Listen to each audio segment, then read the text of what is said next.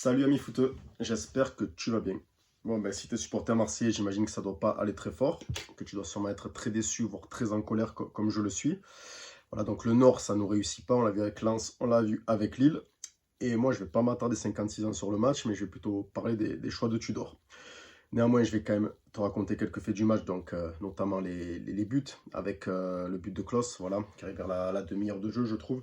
Voilà, bon, il est allé le chercher. On était quand même dans un temps fort marseillais, il faut le dire, sur la première mi-temps.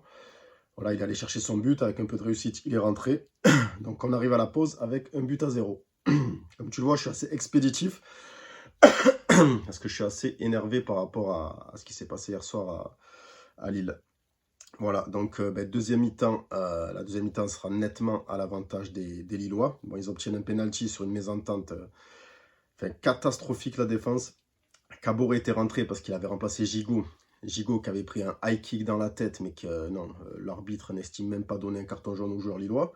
Donc ça, c'est incompréhensible. Donc après, on va dire qu'on se plaint, qu'on est des Marseillais, qu'on est tout le temps en train de se plaindre. Mais bon, il me semble qu'il prend bien le coup de pied dans la tête et qu'il n'y a même pas carton jaune, quoi. Je ne sais même plus s'il a sifflé faute. Ensuite, donc la deuxième mi-temps, penalty pour Lille par rapport à cette mésentente entre Caboret, Mbemba et Lopez. Donc Mbemba Caboret qui fait une passe, on ne sait pas trop ce qu'il fait en retrait. Mbemba, il ne sait pas s'il doit la laisser passer, il veut que Lopez sorte. Lopez qui fauche l'attaquant lillois, penalty, mésentente de pupille, de poussin, quoi. Enfin, c'est ridicule. Et donc penalty pour Lille, transformé par David, monsieur penalty, voilà. Alors, on avait déjà la Casette, maintenant on a David, voilà, qui marque beaucoup de penalty.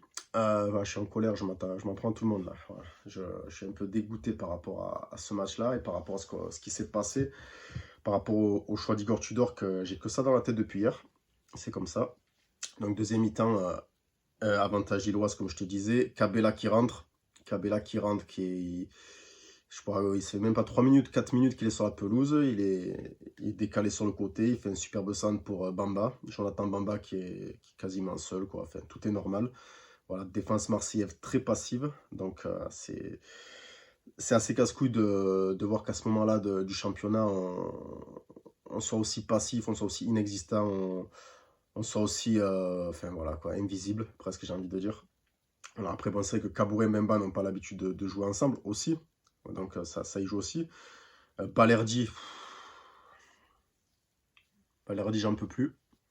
J'en peux vraiment plus de lui, il me casse les couilles, je peux plus me le voir. Je sais pas comment ce joueur, on nous l'a vendu comme le grand défenseur des années à venir. Alors est-ce qu'il deviendra peut-être, j'en sais rien, tu as toujours des revirements de situation sur certains joueurs. Tu te dis, ah, je pensais pas qu'il aurait été si bon que ça, ou je pensais pas qu'il deviendrait aussi nul, tu vois. Balerdi, je sais pas s'il deviendra bon un jour, mais en tout cas chez nous, il ne l'est pas. Voilà. Qui a joué le jeu côté marseillais? Moi, je trouve que sur toute l'intégralité de la rencontre, il n'y a pas grand monde qui a joué le jeu. Voilà, moi, je trouve qu'il y a Sanchez, encore une fois. Oui, Alexis Sanchez, toujours, évidemment. Voilà, il y a Verretou, qui a été pas mal. Et puis, il y a Under aussi, que j'ai bien aimé. Et peut-être Rongier. Peut-être Rongier aussi, ouais. Donc, ils sont 3 ou 4 à avoir joué le jeu pendant toute la rencontre. Maintenant, je te passe de Guendouzi et de Payet. Donc, je vais venir sur ça maintenant. Payet, il restait sur 3 bons matchs, sachant qu'il ne les a pas joués en intégralité, ces matchs-là. Le dernier, peut-être, je ne sais même plus, tu vois. J'ai pas les idées claires, je suis très très énervé. Et en fait, bon, il y a eu un manque d'investissement de sa part à l'entraînement. Donc la veille de ce match contre Lille, tu décides de te passer de Payet à un moment peut-être le plus important de la saison pour les Marseillais. Voilà, pour atteindre cette deuxième place qualificative directe pour la Champions League. Tu en fais une affaire personnelle. Voilà, je ne sais pas exactement ce qui s'est passé à l'entraînement. Peut-être que je changerai d'avis dans quelques jours si j'apprends de nouveaux faits par rapport à ce qui s'est passé. Mais tu décides de te passer peut-être d'un de tes 2 ou 3 meilleurs joueurs des derniers matchs, des 3 derniers matchs, sachant qu'on sait tout ce que Payet représente pour Marseille, pour l'OM et pour les Marseillais. Et toi, Igor Tudor, que j'ai souvent défendu, tu en fais une affaire personnelle. Voilà. Il a manqué d'investissement la veille d'un rendez-vous crucial pour l'OM.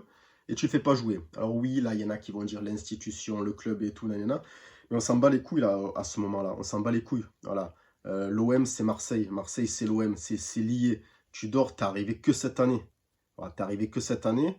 T'as pas le droit d'en faire une affaire personnelle et de pas faire jouer Dimitri Payet. Pour moi, t'as pas le droit. Après, oui, t'as pas le droit. Tu vas me dire, mais si, t'as tous les droits, t'es le coach, c'est toi qui décides, évidemment. Mais tu dois quand même prendre en compte qu'on avait besoin de lui. Et je pense qu'au fond de toi, tu le savais. Alors, si t'es un peu malin, après ça, c'est de la psychologie, tu vois. Tu sais que tu as eu un clash avec ce joueur-là. Voilà. Si tu connais l'OM, si tu connais Dimitri Payet, alors je sais pas si vraiment tu connais un peu tout ça, mais tu te dis, le gars, il va être revanchard. On sait comment il est, Payet. On sait que quand il est énervé, peut-être même quand il est en conflit avec l'entraîneur, eh ben, il va être encore plus fort. Enfin, moi, je le vois comme ça. Souviens-toi, le match contre Lyon, où il a posé ses couilles avant le match, il a dit, ouais, je sais plus ce qu'il avait dit, on va gagner, je sais plus ce qu'on va faire. Et puis, il a assumé derrière, il a assumé. Et souvent, il a assumé, Payet, après avoir eu des déclarations. Là, maintenant, tu le fais pas jouer. Pour moi, tu pénalises ton équipe. Déjà que ton effectif, il est cramé. On le voit, on l'a vu notamment avec Malinowski. Malinowski, qui à un quart d'heure, 20 minutes de la fin, il est mort. Il n'en peut plus. Il est fatigué. Je ne sais même pas s'il n'est pas blessé un petit peu. Et tu as Guendouzi sur le banc. Tu l'envoies s'échauffer. Tu le refais ce soir. Tu le renvoies s'échauffer. Tu ne le fais pas rentrer. Donc, la gestion Guendouzi-Payet, je ne la comprends pas. Alors, je sais que c'est des joueurs qui ne laissent pas indifférents. Voilà, c'est des joueurs voilà, on a toujours un truc à dire sur eux, qu'on aime ou qu'on n'aime pas. Moi, c'est deux joueurs que je trouve qu'ils apportent. Voilà, Guendouzi, c'est quand même un international. Payet, ça l'a été aussi. À l'OM, on sait qu'il est important. Et putain, t'as des preuves. T'as des preuves sur les 3 derniers matchs que leur entrée, elles ont été fracassantes. Elles ont apporté quelque chose. Elles ont apporté quelque chose. Pourquoi tu ne les fais pas jouer? Parce que tu as eu un bis-bis à l'entraînement? Parce qu'il a manqué d'investissement, qu'il n'a pas voulu courir et tout? Mais ça, tu le fais à un autre moment de la saison, si tu veux. Et si tu veux, tu le pénalises pour quelques matchs. Mais pas sur ce match-là. Pas sur ce match où on a besoin de lui. Pas sur ce match où on a besoin de lui. Tu peux pas faire ça. Tu peux pas faire ça. Tu nous tires une balle dans le pied. Tu te tires une balle dans le pied. Alors, tu as voulu quoi? Tu as voulu montrer que tu pouvais gagner sans Payet. Même Didier Deschamps, à un moment donné, il a eu cette intelligence-là, cette psychologie, cette malice. Parce qu'on sait que ça, il le fait mieux que personne. Avant l'Euro 2020, qui a été joué en 2021, tu voyais que Giroud, il jouait quasiment pas. Il plantait pas de but. Mbappé, en Coupe d'Europe, ça n'allait pas. Il y avait des guns en attaque. Il y avait des blessés, ça allait pas trop. Et Griezmann, c'était l'ombre de lui-même. Il a rappelé il a rappelé Karim Benzema, ce qui semblait impossible aux yeux de tous les Français depuis 5 ans et demi. Eh bien, il a rappelé. Parce qu'à un moment donné, tu n'as plus le choix. À un moment donné, tu n'as plus le choix. Voilà. Deschamps Benzema, ça n'allait pas. Eh bien, à un moment donné, il a fallu, pour le bien d'une équipe, que ça aille, pour le bien de l'équipe de France. Et là, pour le bien de l'OM, tu aurais dû, avec Payet, ben, vous auriez dû, ou vous auriez dû, je ne sais pas, mettre vos temps à contribution de l'équipe et faire en sorte qu'on avance ensemble et qu'on réussisse qu'on fasse quelque chose, quoi. J'en perds mes mots tellement je suis vénère de ça. Voilà. Parce que je sais que ça va faire débat, ce que je dis. Il y en a beaucoup qui seront d'accord, d'autres qui ne seront pas d'accord. Alors, il y aura aussi ceux qui ne seront pas tranchés parce qu'ils n'aiment pas Payet ou ceux qui ne seront pas tranchés parce qu'ils adorent Payet. J'essaie d'être objectif le plus possible. Mais à ce moment-là, fais un peu de psychologie. Mais tu te dis, putain, ce joueur, il est énervé contre moi. Je vais l'attendre un peu, je vais le faire rentrer à la 60e, parce qu'il est en colère. Il va vouloir me montrer que je me suis trompé. Et il va tout donner. Et il va tout donner. Enfin, moi, c'est comme ça que je le vois. C'est à un moment donné, si tu veux faire gagner ton équipe, tu dois t'unir avec ton meilleur ennemi des fois. Voilà, c'est comme ça. C'est comme ça. C'est comme dans Dragon Ball Super, quand tu vois Sangoku et Freezer s'unir pour gagner le tournoi du pouvoir. Ça, c'est une petite ref, je sais pas si tu la connais, mais c'est pas grave, moi je sais de quoi je parle. Voilà, donc je suis vraiment dégoûté que c'est encore l'humain qui...